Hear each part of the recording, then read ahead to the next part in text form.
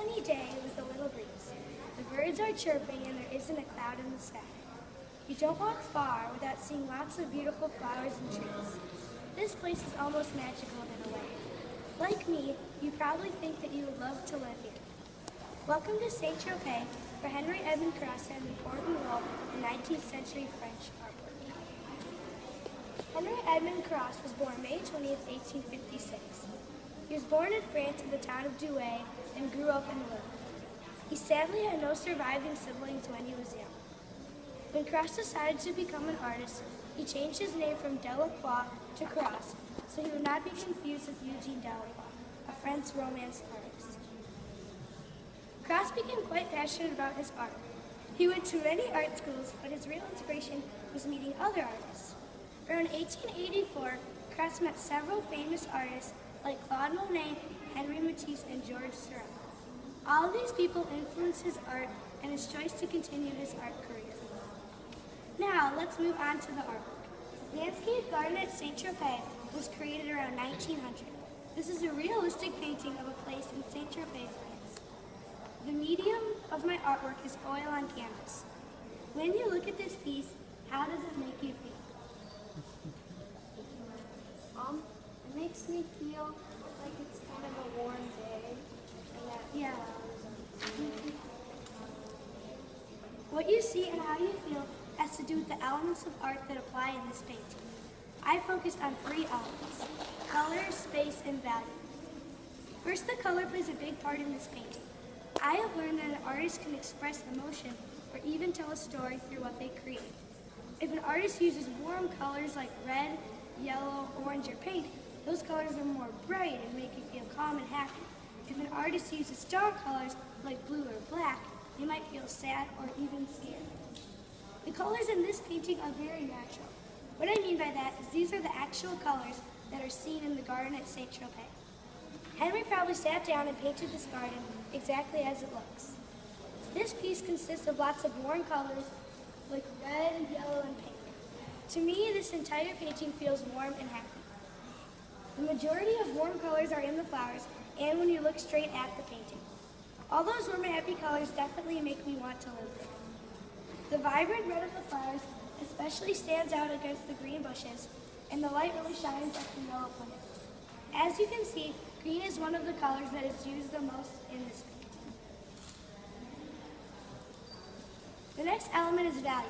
The value is about how light hits different parts of the painting and how the artist uses lightness or darkness to create illusions. The object that is the most valued in this piece is the tree. There are a lot of varying colors in the tree.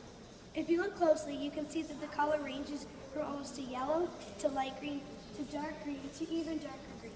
The tree is a great example of value because you can actually see how the artist uses a dark color on the tree to create the shade of the red. The last element is space. Aerial perspective makes objects that are farther away appear with less detail or color. Also, painters use illusion to make objects appear more distant or closer. My artist uses aerial perspective in the house because he made the house look more distant and the colors look more faded. Even though my piece is created using little dots, it still has a lot of detail. Every little bush, the ground, and even the house has many colors mixed together. Sometimes space has to do with the size of objects. In my opinion, the tree is the largest object in this painting and it takes up the most space. In his early career, Henry did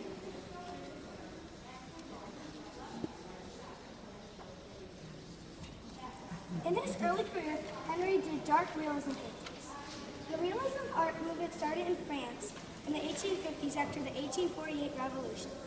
As you might already know, realism paintings are very realistic paintings that are painted like they were seen. In that time, most of the realism paintings are about the war. Compared to my piece, you can definitely see the colors are more dull and areas like bright and makes you feel kind of not happy. But after Cross met Monet, Matisse, and Seurat, he began to paint with much brighter colors and started a new impressionism. Neo-Impressionism was the French movement that included pointillism and impressionism. You can really see through the color, like it's a lot more brighter compared to this one. Later in his his life, Henry even did Fauvism paintings. Fauvism art is modern art in the early 20th century. It was painted using really bright colors. The reason he did his Fauvism painting was because his fellow artist Matisse invented that style. Even at the very end of his life, Henry had a whole exhibit of pastel paintings. You can really see that my artist had a variety of different styles in his career. For my interpretive piece, I recreated my piece in a different style. I painted it using acrylic paints on a canvas.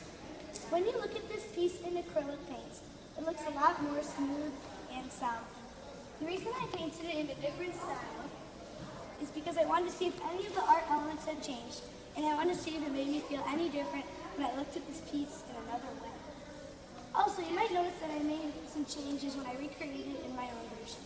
To begin with, you can see that I painted the house in a completely different color, and I enlarged the house so you can see it more. I also made the pathway larger, and I created shade by using dark green and blue brush strokes. In my opinion, the biggest transformation was the flowers.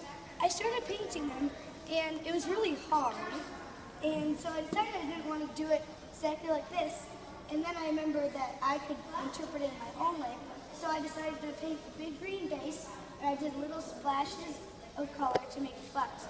I even used different colors such as blue and orange in my painting. When you look at this painting in a different style, does it make you feel any different? What do you like or dislike between the two styles?